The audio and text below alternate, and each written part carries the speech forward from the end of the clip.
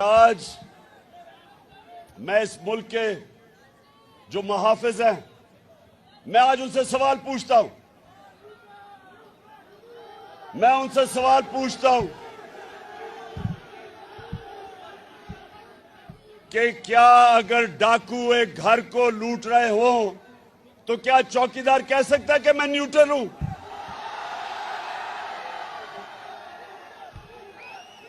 گھر والے کیا کہیں گے کہ میرا گھر لوٹا جا رہا ہے لیکن چوکیدار کہتا ہے میں نیوٹرل ہوں؟ پاکستان لوٹا جا رہا ہے اس وقت، ہمارا ملک تباہی کی طرف جا رہا ہے، اور جناب وہاں سے کہتے ہیں جی ہم تو نیوٹرل ہیں۔ میں ان سے یہ پوچھتا ہوں کہ ابھی جو پرائم منسٹر آفس کے جو آڈیو لیکس ہوئی ہیں، یہ غور سے سنیں، اس میں خیر ایک دو تین چیزیں سامنے آ گئی۔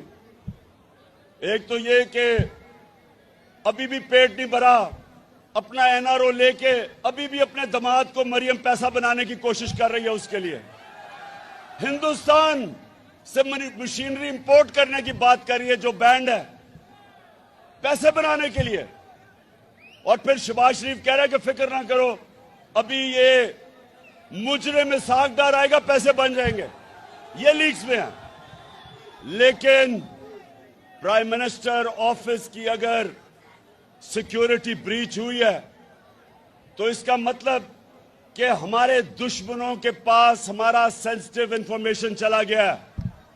کون ذمہ دار ہے اس کا؟ کون ذمہ دار ہے؟ اور اگر نیوٹرلز کا یہ کام ہے کہ سوشل میڈیا کے لوگوں کو پکڑ کے دباؤ، میڈیا کو بند کرو، اے آر وائی کو بند کرو، بول چینل کو بند کرو، اگر یہ تم نے کرنا ہے تو یہ ملک کے انٹرسٹ کی حفاظت کون کرے گا؟ کیوں ایڈورڈز کالج بتاؤ کون کرے گا؟ آپ کرو گے؟